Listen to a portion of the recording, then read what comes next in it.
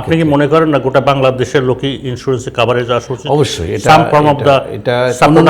কোনো না কোনো ফর্মে এটাকে চিকিৎসা ব্যবস্থার ভিতরে নেওয়া উচিত এবং সেটা ইন্স্যুরেন্স কাভার, এগুলো অনেক ডিসকাশন হয়েছে। ইন্স্যুরেন্স কাভারেজ হইতে পারে, জাকাত ফান্ড হইতে পারে, whatever maybe the Islamic পদ্ধতি হইতে পারে, যে কোনো পদ্ধতির মাধ্যমে যাতে একটা মানুষের প্রয়োজনের সময় একটা চিকিৎসার যার ফাইন্যান্সিয়াল সংকলনটা করা যেতে পারে। সার্বজনীনভাবে হেলথ ইন্স্যুরেন্স আওতায় নিতে হবে, সেটা রাষ্ট্রীয়ভাবে হোক বেসরকারিভাবে হোক, এটাকে একটা ইন্স্যুরেন্সের আওতায় নিলে মানে কোনো রকম ডিলে হবে না, তার চিন্তাই করতে হবে না যে অর্থ আমার আসবে কোথায়। না, কিন্তু এটা যদি গভর্নমেন্ট না চাপিয়ে দেয় তাহলে কিন্তু হবে না।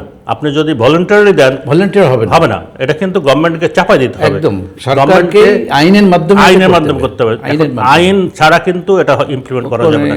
এবং যে কোনো দেশে আপনার ইন্স্যুরেন্স আছে সেগুলো কিন্তু গভর্নমেন্টের মাধ্যমেই আছে, সরকারের মাধ্যমেই আছে। যে তুমি যদি এই ইন্স্যুরেন্স না থাকে তাহলে তুমি অ্যাকাউন্ট খুলতে পারবে না, অথবা লাইসেন্স করতে পারবে না, ইত্যাদি ইত্যাদি বিভিন্ন ধরনের। যেখানে এখন তো আসছে একটা অ্যাকাউন্ট করতে গেলে আমাদের ওদিকে তোমার যদি ভোটার আইডি না থাকে তুমি অ্যাকাউন্ট করতে পারবে না। এখনও ধরেন কোনো দেশে বিদেশে যেতে গেলে হেলথ ইন্স্যুরেন্স ছাড়া আপনি ট্রাভেল করতে পারবেন না। তো এরকম কম্পালসারি যদি এটাকে প্রয়োগ করতে হবে এবং এটাকে চাপিয়ে দেওয়া যে কথাটা বললেন অনেকটা এরকম ইম্পোজ করতে হবে।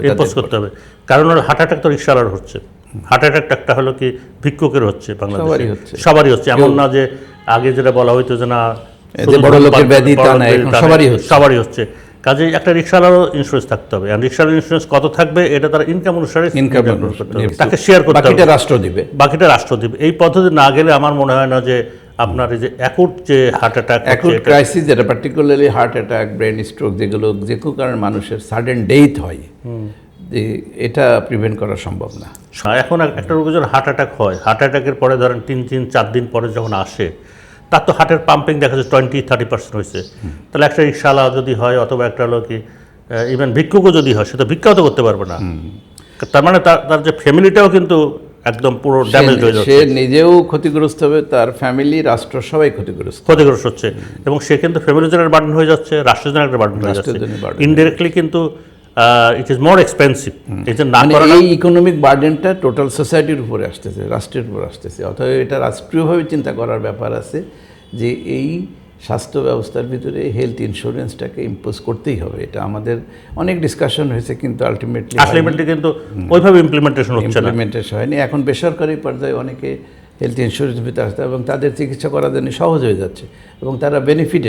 ইউনিভার্সিটিগুলো আছে, বিভিন্ন হোটেল আছে, আন্তর্জাতিক সংস্থাগুলো আছে, তারা কিন্তু হেলথ ইন্স্যুরেন্স আওতায় এবং একটা অ্যামাউন্ট পর্যন্ত তারা ওই চিকিৎসা ফ্যাসিলিটিগুলো আছে।